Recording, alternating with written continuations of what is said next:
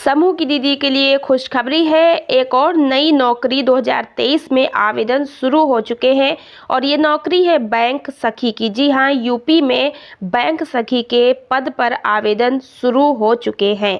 अब आवेदन कहाँ शुरू हुए, कैसे हुए हैं और इसमें फॉर्म कैसे भरना है, इसमें कार्य योग्यता, चयन प्रक्रिया क्या है, पूरी जानकारी आपको मिल जाएगी आज की वीडियो में।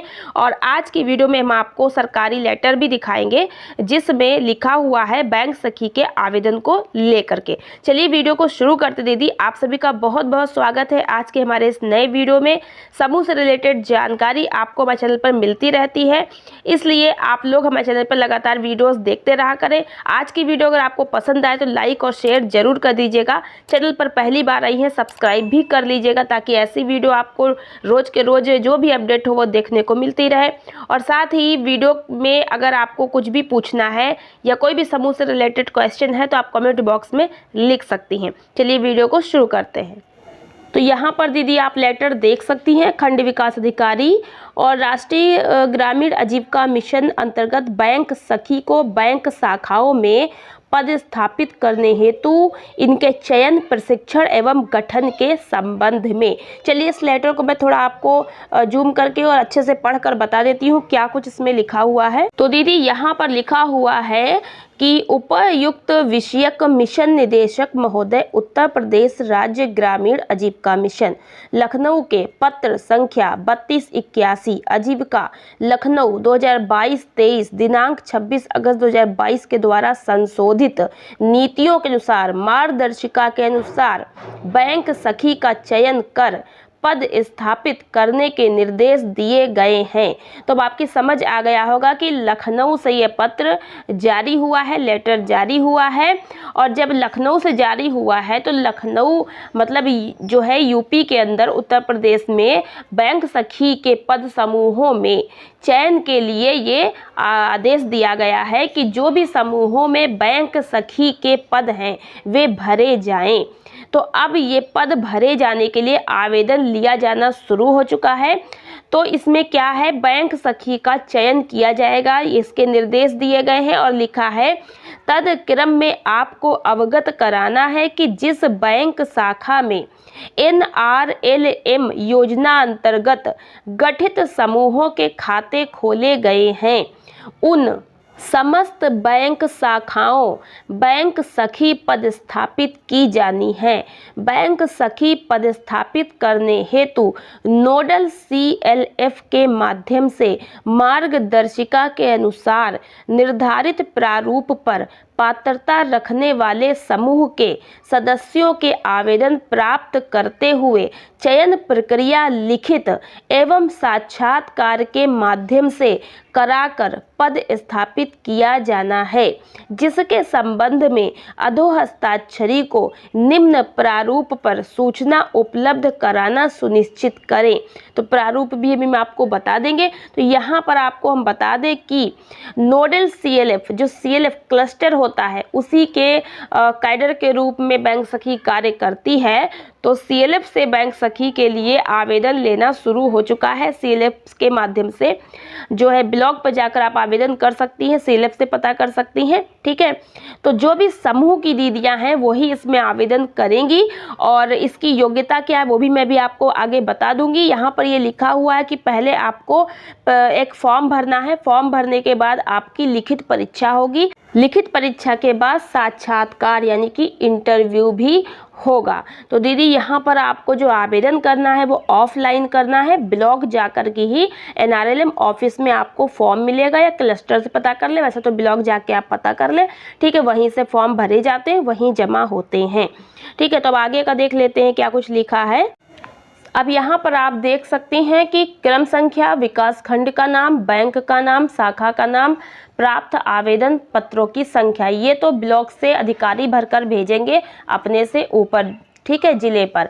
तो यहाँ पर विकास खंड का नाम है, बैंक का नाम है, शाखा का नाम है, प्राप्त आवेदन पत्रों की संख्या, कितनी दीदी इसमें आवेदन करी हैं, फार्म भरी हैं, उतनी संख्या यहाँ पर लिख के भेजनी है। ठीक है, लेकिन दीदी लोग जब आवेदन करेंगी तो उसका एक अलग से फॉर्म मिलेगा जो कि आपको भर कर जमा करना होगा। ठीक है। जो कि कुछ इस प्रकार से हो सकता है। यहाँ पर लिखा है बैंक मित्र या बैंक सखी, ठीक है। और बैंक मित्र का नाम, यहाँ पर बैंक सखी का नाम, पति पिता का नाम, जन्म तिथि, उम्र, मोबाइल नंबर, समूह का नाम जिसकी सदस्य है, वीओ ग्राम संगठन का नाम, सीएलएफ क्लस्टर का नाम, स्थायी पता, बैंक शाखा जिसमें के लिए चिन्हांकित हो, जिस बैंक शाखा में उसको पद देने के लिए चिन्हित किया गया हो, उसके आसपास जो है जो भी बैंक शाखा हो। क्योंकि जो गांव में रहने वाली दीदी हैं उसके आसपास जितने गांव में समूह बने, कम से कम 30 समूह हो, उसके खाते एक ही शाखा में कहीं पर खुले हैं बैंक में, तो उसी शाखा में दीदी को चयनित किया जाता है। तो ये तो आपको अपने ब्लॉग से ही मालूम चल जाएगा आपका फॉर्म किस प्रकार से है, कैसे वहाँ पर फॉर्म आपको भरना है। तो वहीं से फॉर्म मिलेगा, वहीं से भरकर जमा करना होगा। तो फॉर्म आपको अपने ब्लॉक से ही पता करना है। इसके आगे लिखा है, उक्त के क्रम में आपको निर्देशित किया जाता है कि जनपद में ऐसी बैंक शाखाएं जहां NRLM योजना अंतर्गत गठित समूहों के बैंक खाता खुले हुए हैं, बैंक सखी पदस्थापित नहीं है, उन बैंक शाखाओं के संबंधित ग्रामों से पात्रता रखने वाले समूहों के सदस्यों के आवेदन निर्धारित प्रारूप पर प्राथमिकता से विकास खंड के नोडल CLF के माध्यम से प्राप्त कराते हुए सूचना जिला मुख्यालय को उपलब्ध कराना सुनिश्चित करें, जिससे कि चयन प्रक्रिया की कार्रवाई करते हुए पदस्थापना तथा CBRM गठन कराया जा सके। CBRM होती है एक कमेटी जो कि जिस शाखा में बैंक सखी को बैठना है उस बैंक शाखा में जो मैनेजर होते हैं उनको अध्यक्ष बनाते हुए बैंक सखी और सभी ग्राम संगठन के पदाधिकारियों को, CLF के पदाधिकारियों को मिलाते हुए एक CBRM कमेटी बनाई जाती है। और उस CBRM कमेटी की पूरी जो है ये कार्य योजना उसमें चलती है कि जो समूह जो बने हुए हैं उनको किस प्रकार से खाता खुलवाने से लेकर के लोन दिलवाने तक, ऋण वापसी तक किस प्रकार से कार्य करना है, समूहों के लिए कार्य करती है। समूहों की प्रगति, समूहों का ऋण और ऋण वापसी, ये सब कुछ जो है पूरा ब्यौरा देखती हैं। तो इसमें बैंक सखी भी होती है। तो ये एक CBRM कमेटी का गठन होता है। तो यहाँ पर बताया जा रहा है कि जो भी बैंक शाखा में बैंक सखी की आवश्यकता है तो वहाँ आसपास कई सारे गाँव में समूह बने होंगे और बहुत गांव के समूहों को मिला के ग्राम संगठन भी बन गए होंगे, क्लस्टर भी बन गया होगा। अगर नहीं बना है तो ग्राम संगठन तो बन ही गए होंगे। तो कम से कम 30 समूह के अगर एक बैंक शाखा में खाते खुल जाते हैं तो वहां पर बैंक सखी की आवश्यकता हो जाती है। तो ऐसे में बैंक सखी के लिए आवेदन लिए जाते हैं। अब बैंक सखी बनने के लिए योग्यताएं क्या होनी चाहिए? सबसे पहले तो बैंक सखी बनने के लिए समूह की जो दीदी है वो समूह से जुड़ी हो और साथ ही समूह में रेगुलर वो मीटिंग भी अटेंड करती हो, पंचसूत्र का पालन करती हो, बचत जमा करती हो। साथ ही उनका समूह कम से कम 6 माह पुराना तो होना ही चाहिए। और अगर कई सारे समूह बने हैं तो फिर प्राथमिकता के आधार पर समूहों में से दीदियां जो आवेदन करती हैं उनको लिया जाता है। प्राथमिकता के आधार पर ये कि कौन समूह कितना पुराना है और दीदियां जो आवेदन करती हैं वो समूह से जुड़ी हैं। तो दीदियों के आवेदन करने के बाद उनकी लिखित परीक्षा इंटरव्यू भी होता है। लिखित परीक्षा इंटरव्यू पास करने के बाद ही आपको ट्रेनिंग मिलेगा। तो बैंक सखी में आवेदन करने के समूह से जुड़ी होनी चाहिए। समूह पुराना कितना हो ये भी मैंने आपको बता दिया। कम से कम आपका जो एज है वो 18 से अधिक 45 वर्ष की एज की दीदी इसमें आवेदन कर सकती हैं। और कम से कम हाई स्कूल पढ़ी दीदी जरूर होनी चाहिए। तो हाई स्कूल पढ़ी दीदी इसमें आवेदन कर सकती हैं। और इसके बाद आप लोग इसमें आवेदन करने के बाद जो भी प्रोसेस है उसको पूरा करना है। तो यहाँ पर योग्यताएं आपको समझ में आ गई। अब बात करते हैं कि इसमें मानदेय क्या मिलेगा। तो चयन प्रक्रिया भी आपकी समझ आई गई है, लिखित परीक्षा इंटरव्यू और उसके बाद ट्रेनिंग होना है।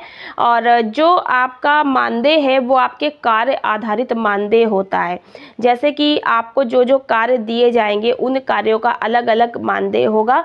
और बैंक सखी को अगर बताया जाता है कि 6,000 रुपये महीना मानदेय मिलता है, लेकिन ये फिक्स नहीं है, जितना कार्य करेंगी उतना मिलेगा। किसी को 2,000 महीने बनता है, किसी का 3,000 महीने बनता है, ठीक है।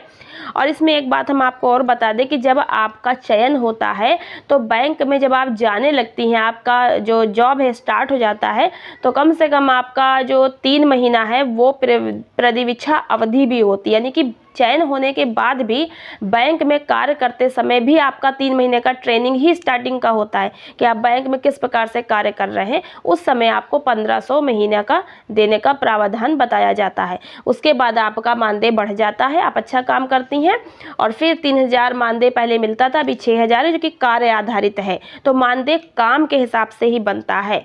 तो अब किस प्रकार से कितना कितना मानदेय किस किस कार्य का मिलता है, टोटल किस प्रकार से आपको कितना बन जाता है, इसके लिए मैंने ऑलरेडी वीडियो अपलोड कर रखी है। लिंक ऊपर आई बटन में, लास्ट में एंड स्क्रीन पर है, जरूर से देख लीजिएगा। और नीचे डिस्क्रिप्शन में भी कोशिश करूँगी आपको लिंक दे दूँ। बैंक सखी के बारे में और जानकारी चाहिए तो उसका भी वीडियो मैं आपको ऊपर आई बटन में, लास्ट में एंड स्क्रीन पर दे दूंगी, जरूर से देख लीजिएगा। आज की वीडियो कैसी लगी कमेंट बॉक्स में लिखकर बताइएगा। कोई प्रश्न हो कमेंट बॉक्स में लिखिएगा। वीडियो को लाइक और शेयर कर दीजिएगा।